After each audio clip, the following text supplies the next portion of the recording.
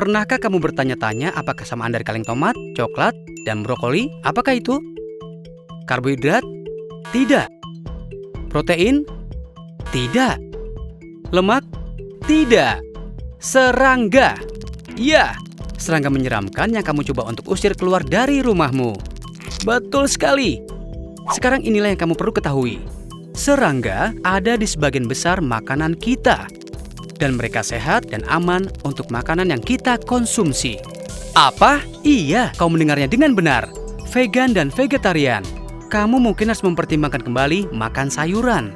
Karena kenyataannya adalah kamu mengkonsumsi sekitar 1-2 pon kecoa, lalat, belatung, dan serangga menyeramkan lainnya yang tersembunyi dalam makanan Anda setiap tahunnya.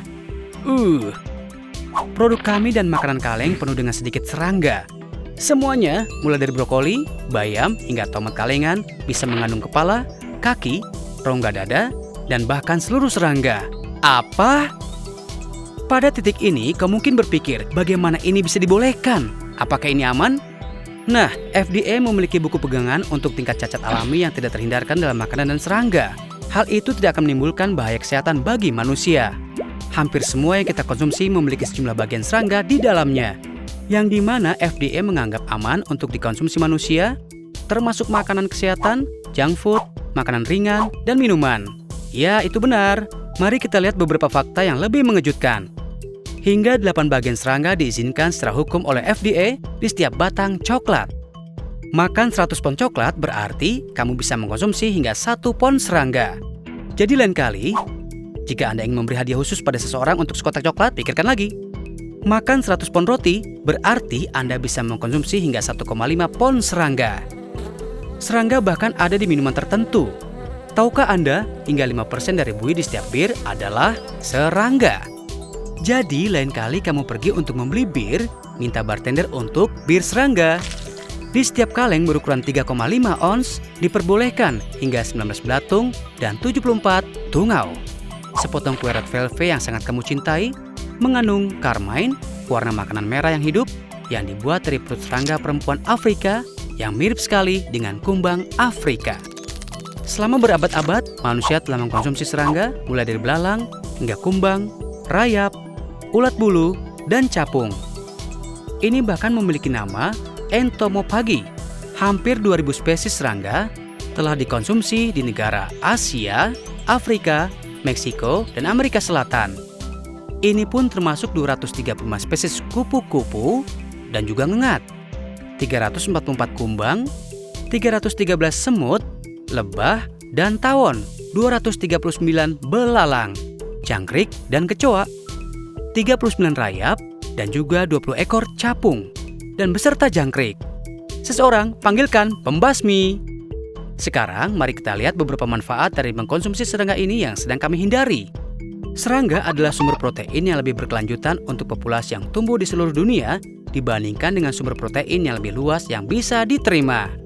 Selain protein, serangga juga merupakan sumber yang kaya energi seperti lemak, serat, vitamin, dan mineral. Resiko penyakit atau virus seperti flu babi berkurang karena serangga secara genetik sangat berbeda dari manusia. Dampak lingkungan dari serangga pertanian untuk makanan jauh lebih rendah daripada peternakan karena mereka menghasilkan lebih sedikit gas rumah kaca dan membutuhkan lebih sedikit air 95%. 80% dari tubuh jangkrik dapat dimakan dibandingkan dengan hanya 40% dari sapi dan 50% dari tubuh ayam. Jadi faktanya adalah bahwa serangga mungkin merupakan cara terbaik untuk memberi makan populasi kita yang sedang tumbuh dan tumbuh pada tingkat yang mengkhawatirkan. Permintaan protein berbasis daging juga meningkat. Jika setiap orang mulai makan daging sebanyak yang dilakukan orang Amerika, itu akan membutuhkan lebih banyak wilayah daratan daripada yang ada di planet ini. Nah, jika kamu mengatasi faktor menjijikkan, kamu bisa membuat pilihan cerdas dengan menambahkan beberapa serangga ini ke dalam makananmu. Bagaimana? Kamu tertarik? Bagaimana mungkin makhluk memakan sesama jenisnya sendiri? Pernah berpikir seperti apa jadinya jika manusia memakan manusia lain untuk bertahan hidup? Itu akan sangat menjijikkan. Namun, di dunia binatang, kanibalisme cukup umum terjadi. Banyak spesies hewan memakan jenisnya sendiri untuk bertahan hidup atau untuk melindungi rumah mereka dari pemangsa. Tapi Anda tidak akan curiga bahwa kelima hewan ini benar-benar beralih menjadikan jenisnya sendiri sebagai sumber makanan. Hamster. Mungkin terlihat lucu, tapi sebagian besar spesies hamster adalah kanibal. Baik hamster jantan dan betina memakan anak-anak mereka jika mereka lemah atau sakit. Seekor betina bisa membunuh bayinya jika jumlah mereka terlalu banyak dan jika dia tidak bisa membela mereka ketika wilayahnya dalam bahaya. Belalang sembah. Jelas, itu tidak sesuci seperti namanya. Spesies betina belalang sembah terkadang menggigit kepala kekasihnya segera setelah dia kawin untuk menopang dirinya sendiri dan untuk merawat calon keturunannya. Ini juga jadi lebih mudah karena ukuran jantan umumnya lebih kecil. Kelinci sangat menggemaskan dan juga sangat bersih.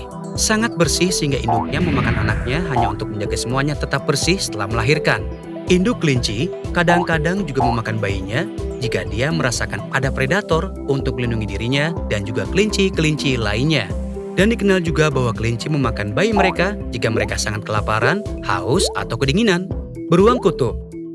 Baru-baru ini tercatat bahwa beruang kutub terpaksa memakan anak-anak mereka sendiri karena pemanasan global. Jadi sangat sulit bagi mereka untuk berburu anjing laut karena hilangnya balok es. Karena itu untuk bertahan hidup, mereka terpaksa memakan bayi mereka sendiri. Ayam. Ayam mematuk satu sama lain untuk membangun kekuasaan dan hierarki. Atau disebut juga pecking order. Ayam juga secara membabi buta meniru satu sama lain, jadi jika satu ayam mulai mematuk yang lainnya, sisanya akan mengikuti. Dengan demikian mengubahnya menjadi kanibal. Dan juga telah diidentifikasi bahwa ayam yang kekurangan kalsium kadang-kadang memakan telurnya sendiri. Jadi jika Anda merasa menyesal makan telur, jangan khawatir, ayam juga memakannya. Apa yang akan terjadi jika semua lebah mati? Kata sebagian orang, dunia akan berakhir terbakar api. Yang lain bilang akan berakhir beku. Kamu pernah nanya, bagaimana dunia akan benar-benar berakhir? Nah, teori Albert Einstein mengutip, jika lebah menghilang dari muka bumi, manusia hanya memiliki 4 tahun lagi untuk hidup. Menakutkan, bukan? Juga benar, tetapi mengapa lebah begitu penting? Dan apa yang terjadi jika semua lebah benar-benar mati? Apakah ini akan menjadi akhir dari kita? Lebah membuat bingung manusia. Serangga ini dapat membuat sesuatu jadi semanis madu, tetapi mereka juga dapat memberikan sengatan yang menyakitkan. Lalu, mengapa mereka begitu penting dan apa yang akan terjadi jika semua lebah mati? Terlepas dari tidak ada lilin lebah dan tidak ada madu, kita pasti akan kehilangan lebih dari itu. Ada lebih dari 20.000 spesies lebah di dunia. Mereka adalah kelompok penyerbuk serangga yang paling penting dan begini cara kerjanya. Seekor lebah mendatangi bunga untuk mengumpulkan nektar, serbuk sari dari bunga, kemudian menempel ke tubuh lebah. Lebah kemudian membawa serbuk sari ke bunga lain. Beberapa serbuk sari menular ke bagian reproduksi bunga ini dan proses penyerbukan selesai. Banyak lebah berevolusi bersama dengan bunga-bunga ini dan ya, mereka adalah bagian mendasar dari siklus hidup mereka. Tanaman ini kemungkinan akan punah tanpa proses penyerbukan sederhana yang dilakukan oleh lebah. Misalnya, blueberry dan cherry mengandalkan lebah sekitar 90% penyerbukan mereka. Mekanisme sederhana ini bertanggung jawab atas produksi 70% benih, buah, sayuran, dan kacang-kacangan yang kita konsumsi setiap hari. Bukan hanya tanaman yang bergantung pada lebah, hewan juga. Mereka bergantung pada lebah untuk makanan mereka. Jika semua lebah hilang, sebagian besar spesies hewan alami juga akan mengikuti.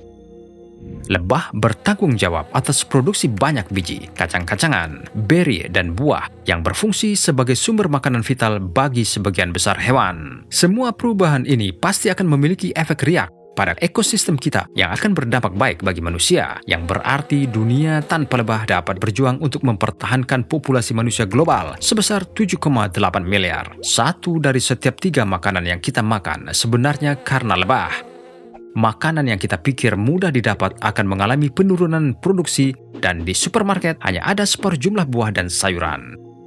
Dari yang sangat mendasar seperti almond, apel, brokoli, stroberi, mentimun, dan bahkan kapas hingga biji alfalfa yang diserbuki oleh lebah yang digunakan untuk pakan sapi perah akan hilang begitu saja. Kamu bisa bayangkan, gangguan pada tautan utama di rantai makanan ini bisa mengubah seluruh cara hidup kita untuk menyederhanakan. Seperti yang dikatakan Einstein, nggak ada lebah, nggak ada lagi tanaman, nggak ada hewan, nggak ada manusia. Sangat menakutkan, bukan? Dan yang lebih mengerikan adalah kita kehilangan lebah pada tingkat yang mengkhawatirkan. para ilmuwan dan peternak lebah mengelola sarang lebah madu dan mencoba menghentikan orang membunuh mereka, dan orang tidak terlalu peduli melindungi lebah madu. Banyak koloni lebah menghadapi fenomena yang disebut colony collapse disorder, yang berarti kematian tiba-tiba dari koloni lebah yang menyisakan sangat sedikit lebah sehat dari sarang ke sarang untuk bertahan hidup. Sejumlah besar lebah mati setiap tahun, dan para ilmuwan meyakini aktivitas manusia harus disalahkan untuk ini. Penggunaan pestisida secara berlebihan, perubahan iklim buatan manusia, praktik pemilihan lebah yang buruk, dan hilangnya habitat, semua memberikan efek buruk pada populasi lebah. Jadi, bagaimana kita bisa bantu? Untuk memulai, mari kita didik diri kita dan generasi selanjutnya tentang lebah.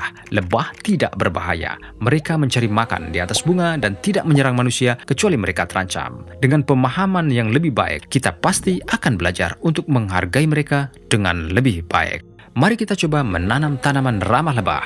Lebah madu membutuhkan banyak tanaman untuk mempertahankan sarangnya. Mari kita juga menghindari penggunaan pestisida dan melindungi kumpulan lebah. Jika Anda menemukannya, telepon pemelihara lebah lokal Anda, dukung sarangnya jika Anda bisa, dan sebarkan kesadaran. Kita tahu sengatan itu sakit. Manusia benar-benar membutuhkan teman yang bisa terbang ini.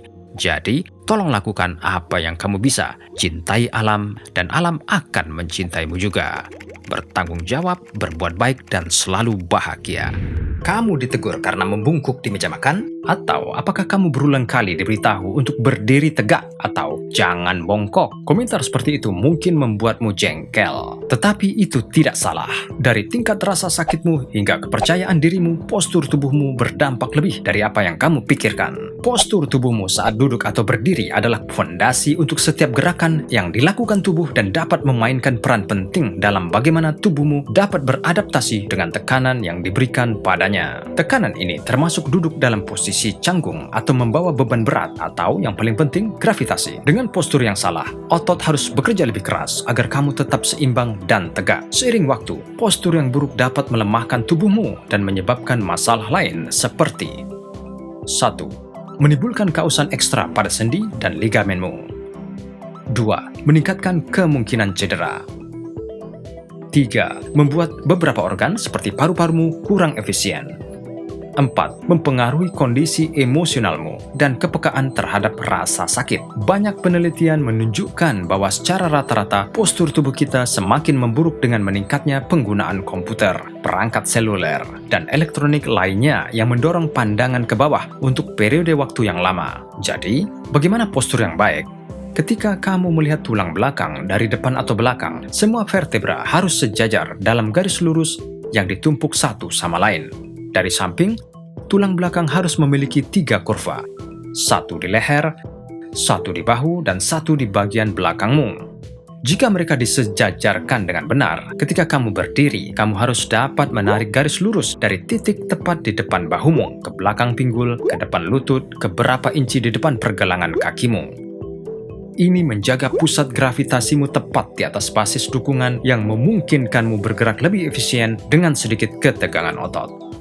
Saat duduk, leher harus tegak, jangan dimiringkan ke depan. Bahu harus rileks dengan lengan dekat ke tubuhmu. Kakimu harus rata di lantai dengan lutut ditekuk pada sudut 90 derajat. Berikut ini beberapa tips untuk memperbaiki postur tubuhmu.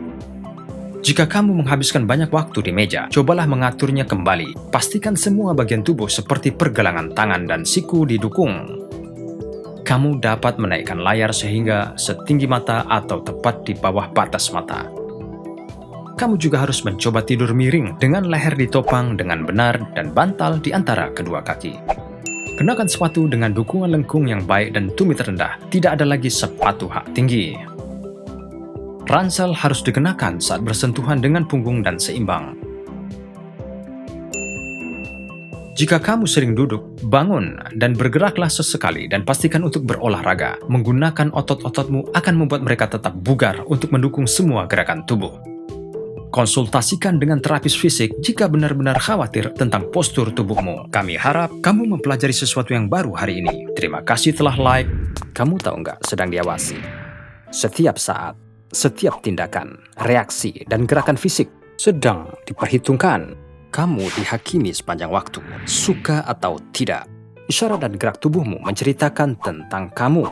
bahasa tubuh dapat mengungkapkan apa yang dipikirkan atau dirasakan seseorang. Kamu hanya perlu membaca yang tersirat, dan begitu kamu melakukannya, kamu mendapatkan manfaat dari sini. Mari selami beberapa contoh mempelajari cara membaca pikiran seseorang. Mengusap hidungmu saat berbicara menyatakan bahwa kamu nggak jujur. Ungkapan mengusap hidung bermakna mengingatkan seseorang tentang kesalahan atau kegagalan berulang kali yang tidak mereka sukai. Mengusap mata berarti kamu ragu atau nggak percaya dengan apa yang kamu dengar, kecuali jika kamu terkena flu atau ada sesuatu yang nyangkut di mata kamu. Ekspresi mikro adalah sinyal nonverbal umum lainnya yang perlu kamu perhatikan. Ungkapan-ungkapan ini mungkin muncul secepat 1/25 detik, tetapi mereka biasanya mengungkapkan keadaan pikiran seseorang selama percakapan dan akan membantu kamu memahami apa yang mereka lindungi atau sembunyikan. Bahkan mulut kamu dan variasi yang kamu buat dengannya mengungkapkan apa yang kamu rasakan. Menutup mulut kamu mungkin sopan jika orang itu menguap atau batuk, tetapi kadang-kadang digunakan untuk menyembunyikan emosi atau perasaan kamu tentang topik yang dibahas. Bibir yang mengerut mungkin menjadi indikator ketidakpercayaan atau ketidaksetujuan. Menggigit bibir menunjukkan bahwa kamu stres, cemas, atau khawatir. Menggigit bibir yang sama jika disertai dengan seringai bisa dianggap genit. Bukan hanya ini, tindakan sederhana pun dapat ditafsirkan berbeda. Seperti memelintir rambutmu saat rapat bisa jadi menandakan kamu bingung atau nggak fokus. Mungkin juga kamu gugup dan kurang percaya diri. Sementara di sisi lain, jika kamu memelintir rambutmu dengan senyum manis dan alis yang berkerut, kamu bisa terlihat genit. Berdiri dengan tangan tergenggam di belakang mungkin tampak seperti posisi yang nyaman untuk berdiri. Namun, ini dapat menunjukkan bahwa kamu nggak nyaman dan berusaha mengendalikan amarah kamu. Ujung ke ujung jari kaki adalah sinyal nonverbal lain yang sangat mudah ditangkap. Tapi kebanyakan orang cenderung mengabaikannya. Saat bercakap-cakap dengan seseorang, jari-jari kaki kamu biasanya mengarah ke orang lain. Karenanya, jari kaki mengarah ke ujung kaki. Ketika seseorang memalingkan kakinya ke arah luar atau terus menggerakkannya berulang kali, itu adalah tanda bahwa dia ingin pergi. Berkedip terlalu sering dapat menunjukkan bahwa kamu merasa nggak nyaman dan dalam kesulitan. Sementara ketika kamu kurang berkedip, itu menunjukkan bahwa kamu lebih fokus dan kamu mencoba mengendalikan gerakan mata kamu. Ini dan banyak lagi tanda-tanda nonverbal menyampaikan pesan tentang dirimu. Jadi, lain kali kamu membuat tindakan atau bereaksi dengan cara tertentu, ingatlah, seseorang sedang memperhatikan. Hari ini kita akan membahas topik yang paling diperdebatkan. Apakah wanita lebih baik daripada pria? Apakah pria mengabaikan wanita? Apakah wanita lebih cerdas daripada pria? Pria versus wanita. Siapa yang lebih baik? Bukankah ini tampak seperti argumen yang gak pernah berakhir tanpa ada yang benar-benar menang? Baiklah, kita akan beri beberapa fakta menarik yang didukung oleh sains yang akan membantumu membedakan jenis kelamin mana yang lebih baik, lelaki atau perempuan. Mari kita mulai. 1. Pada dasarnya, wanita lebih tenang, pria lebih agresif. Kamu tahu ini fakta yang sebenarnya? Sesuai penelitian, saat tertekan dan stres, pria dan wanita sama-sama melepaskan hormon oksitosin. Testosteron dan oksitosin memiliki kecenderungan untuk membuat pria lebih agresif, sementara reaksi antara estrogen dan oksitosin cenderung menciptakan efek menenangkan. 2. Pria tidak mendengarkan saat wanita ngomel. Pria memblokir kebisingan dan rangsangan akustik yang tidak diinginkan karena selama perkembangan otak janin pria, testosteron berdampak pada pembentukan sistem pendengaran, membuatnya menghalangi suara yang tidak diinginkan dan rangsangan akustik berulang. Sedangkan wanita memiliki neuron 11% lebih banyak daripada anak laki-laki di pusat otak yang mengontrol bahasa dan pendengaran. Perempuan tidak hanya mendengar lebih baik daripada laki-laki, tetapi mereka juga dapat membedakan antara rentang nada emosi yang lebih luas seperti tangisan bayi karena mereka berevolusi menjadi pengasuh. 3. Pria dan wanita melihat secara berbeda. Menurut penelitian, baik pria maupun wanita melihat sesuatu secara berbeda. Retina pria lebih tebal dan jumlah sel magnoseluler, yaitu sel M, lebih banyak jumlahnya, lebih besar dan didistribusikan ke seluruh retina. Sel-sel ini bertanggung jawab untuk melacak pergerakan objek. Itu sebabnya, jika diperhatikan, bayi laki-laki lebih suka melihat benda bergerak. Sementara retina wanita lebih tipis. Ia memiliki jumlah sel parvoseluler yang lebih tinggi, yaitu sel P. Tetapi mereka berukuran lebih kecil dan terkonsentrasi di sekitar pusat retina. Sel-sel ini bertanggung jawab untuk mengidentifikasi objek dan menganalisis tekstur dan warna. Karenanya, bayi perempuan lebih suka melihat wajah seorang wanita muda. 4. Pria dan wanita merasa dan berpikir berbeda. Studi mendapati otak wanita relatif lebih aktif daripada pria di banyak area. Korteks prefrontal yang yang bertanggung jawab untuk fokus, kontrol, dan area limbik atau emosional lebih aktif pada otak wanita.